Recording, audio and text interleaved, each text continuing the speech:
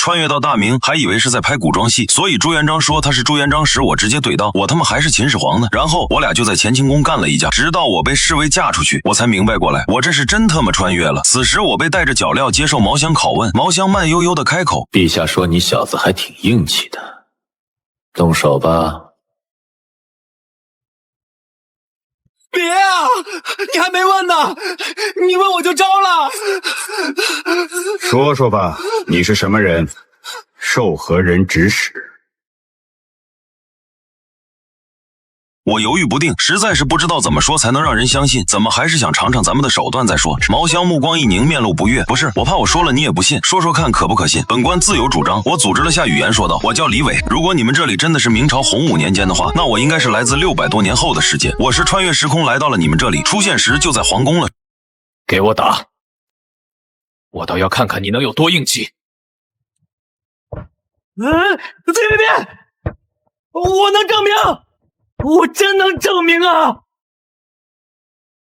你要怎么证明？我知道历史啊，现在是哪一年？毛香双目微眯，现在是洪武12年，我傻眼了。洪武12年是哪年？算了，我心下大急，都怪自己当初没好好学历史，对于编年是一窍不通，现在后悔也晚了。想了想，还是按电视剧的情节顺序来吧，只希望电视剧能有点节操，大事上不要瞎扯犊子。刘伯温死了吗？4年前就死了。毛香淡淡的说道。那胡惟庸呢？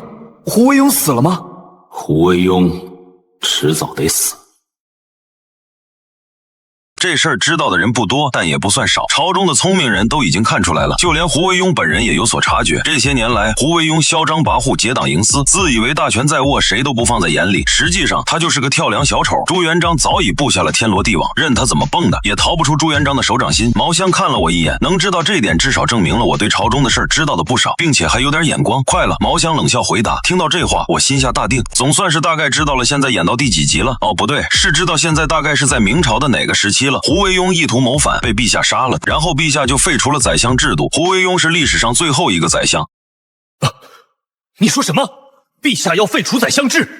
是啊，电视上是这么演，史书上是这么写的。毛香听完心中大骇，脸色阴晴不定，这他妈是我能知道的事吗？陛下要杀胡惟庸，这事儿朝中能猜到的人倒是不少，毛香自己就参与其中，是朱元璋部下的棋子之一。可是陛下可没告诉过他，杀胡惟庸是为了废掉传承上千年的宰相制度。既然陛下没说，那他就不该知道，也不能知道。可现在他妈的他就这么知道，朝中聪明人不在少数，很多人都看出来了，胡惟庸早晚都要完蛋。但是这么多年来，胡惟庸之所以能这么胡作非为，与朱元璋的放纵脱不了关系，只是大家都看不明白朱元璋这么做的目的。武将勋贵是因为没脑子，而且事不关己无所谓，聪明点的只要跟胡惟庸保持距离，少来往就是。而文官虽然长了一身心眼子，政治权谋玩的贼溜，但是正所谓当局者迷，而且这些人自视甚高，整天喊着皇帝与士大夫共天下，打死他们也不敢相信朱元璋会废除传承千年的宰相制。在他们看来，不管怎么看宰相制都有其存在的必要性，废了宰相制，皇帝等于是自断手脚，但凡有点脑子的都干不出这种自谈的事儿了。但朱元璋偏偏就要这么干，他正是看明白了文臣的想法，借着胡惟庸造反的罪名打他们一个措手不及，到时候谁反对谁就是胡的，刀子砍下去合情合理。现在好了，毛香什么都明白了，但他一点都高兴不起来。那个住口来人将他的嘴堵上，其余众人此时也是回过神来，他们似乎听到了不该听到的东西，纷纷面色大变。池边的人离得最近，上前2步就捂上了我的嘴，拿着笔负责记录的文书也顾不上记录，赶紧找了一个布团把我的嘴给封了起来。众人这才松了口气，把他压下去，没有我的允许，任何人不准接近他。是属下应了一声，就压着我关进了里面偏僻的单间牢房。我被整得莫名其妙，又不能说话。把我压下去之后，毛香皱眉坐着，这件事是真是假还不清楚，但他觉得10有8九是没跑，这太像朱元璋的行事作风了。谋划了这么多年，不可能只是为了杀一个胡惟庸。现在最重要的是赶紧禀告陛下，希望看在自己忠心耿耿的份上，陛下不会杀人灭口吧？看了看自己的几名属下，这些人也都明白自己摊上事儿了，都眼巴巴的盯着领导拿主意呢。把他给我看好了，你们也都不许再跟他交谈。我进宫向陛下禀告，在我回来之前，你们就待在这里吧。毛香吩咐道。这几人顿时脸露苦涩，这相当于是把他们也给囚禁起来了，但是他们也不敢反抗，只能恭敬的应是。毛香走出门去，把门关死，又调了一些士兵把守，这才骑马向皇宫赶去。毛香赶到皇宫的时候，朱元璋刚上完早朝，正在紧身殿中场休息。完事了还有午朝和晚朝呢。众所周知，老朱是个劳模工作狂，大明朝200多年间，也只有亡国之君崇祯皇帝朱由检能在勤政这方面跟他比一比。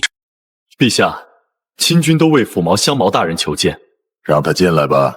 是不是昨晚那小子审出来什么了？是的，陛下。毛香恭敬回道，但却没有继续往下说。朱元璋略微一诧异，心中明白过来，随手一挥，都退下吧。等众人退了，毛香这才继续说道：陛下，微臣将那人拿下狱后，还未动刑，那人便招供了。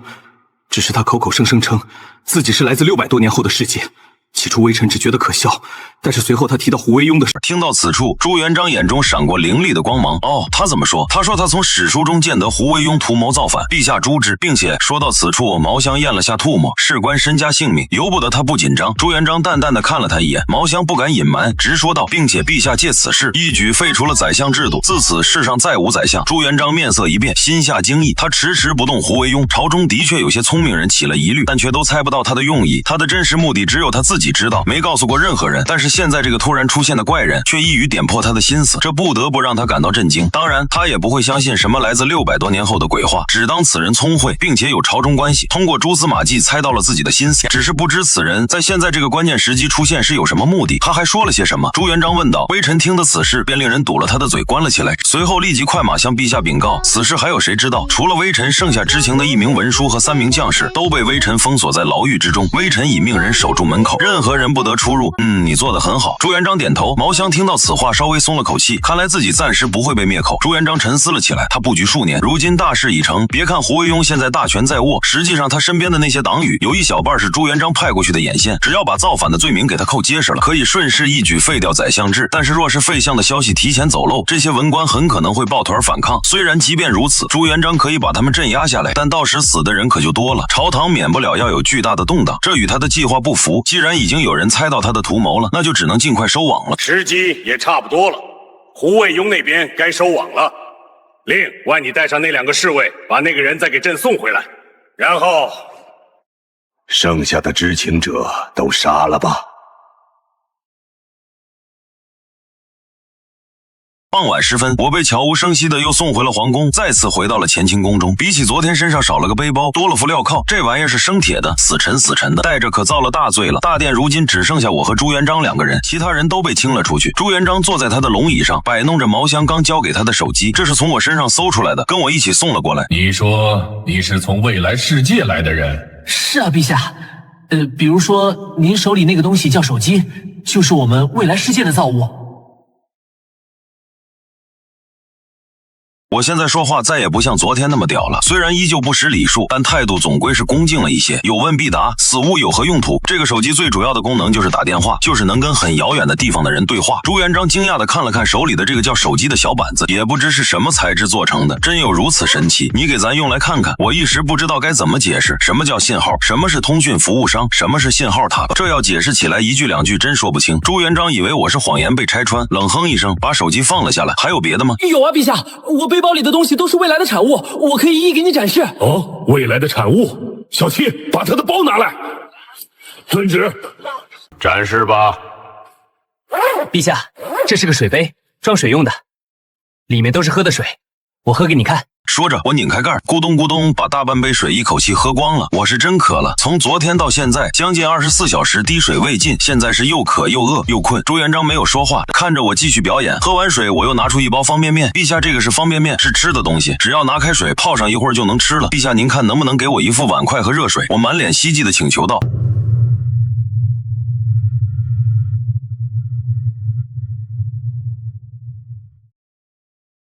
我迫不及待地撕开包装袋，放面饼，放料包加水，包装袋撕开了，盖在上面，筷子往上一压，这就好了。朱元璋淡定地看完我的操作，是的，陛下，等一小会儿就可以吃了。朱元璋点点头，暗道这东西的确是挺方便的，如果行军打仗时以此物为军粮，倒是不错。那就先看看其他的东西吧。这是雨伞，我一按开关按钮，自动伞啪一下子就弹开，我把伞扛在肩上转了转，又一按伞，又啪的一下子收了起来。朱元璋颇感惊奇，把伞收起来。我接着从背包里往外掏东西，这是充电器，是给手机充电的，这是万用表，能测量电压、电阻、电流什么的，用处很多。这是螺丝刀，大明还没有螺丝，其他还有一些数据线、记事本、中性笔、标签纸，甚至还有一个按钮指示灯。我在公司是什么都干，偶尔要出现场搞维修调试什么的，有些工具就留在背包里了。除了这些杂七杂八的小东西，当然还有最重要的笔记本电脑。这是电脑，我们那个时代很多工作都离不开这东西。我掏出包里最大的东西介绍道。正当我敷衍的介绍完了背包里的东西，方便面的味儿开始飘散开来，时刻注意着的我立刻终止物品展示。陛下，方便面泡好了，我吃给你看啊。说着着便放下电脑，端起了碗，掀开塑料袋，顿时一股浓郁的香气飘散开来。对于经常吃泡面的人来说，这味可能令人作呕，但对于没吃过泡面的人来说，第一次真的很香。朱元璋惊讶地闻了闻，没想到这么简单的东西竟然也能如此美味，光闻着香气就让人胃口大开。我现在也顾不上别的，端起碗来就开始独吞虎咽。我都饿了一整天了，看着我吃的这么香，朱元璋也不由得咽了下口水。行了，不用再吃了，咱都看到了。朱元璋忍不住说道。然而我只当没听见，现在谁也不能阻止我吃面，皇帝也不行，咱让你别吃了。朱元璋是个行动派，见说了没用，顿时呼的一下站起来，绕过御案，直接到我面前一把把碗夺了下来。我一边吞咽着嘴里的面，一边眼巴巴地望着被夺走的碗，也不敢跟他抢。陛下，你就让我吃完呗。朱元璋瞥了我一眼，哼了一声道，东西还没给咱展示完呢，你不是说这个电脑是最重要的东西吗？赶紧给咱演示一下怎么用的。说着他转身把碗放在了御案上，离我远远的。我满脸幽怨地翻开笔记本电脑，按了开机键，这里有个开关，按一下电脑就启动了。随着我的话落，黑漆漆的电脑屏幕一亮，然后出现开机画面。朱元璋惊讶地看着这个原本黑色的板子突然开始发光，然后就出现了一些没见过的图案，并且是在动的图案。这小子的东西倒真是奇特。朱元璋心中暗自惊叹，之前那些也就算了，还在他能理解的范围，无非是材质新颖，做工精巧罢了。但这个东西他就不能理解了，除了天上的日月雷电，地上的火焰和夜明珠会发光之外，似乎还真没见过什么别的能发光的东西。而且这个板子不只会发光，上面的图案还在不断变化，真是闻所未闻，神奇异常。我看着朱元璋一副没见过世面的样子，顿时生出一股优越感。皇帝又怎么样？现在就给你小刀拉屁股开开眼。朱元璋凑近了一些，惊疑不定地看着这个叫电脑的东西。此时电脑已经进入桌面了，上面有很多排列整齐的小图案，背景是一片蔚蓝的海边。陛下请看，这就是电脑。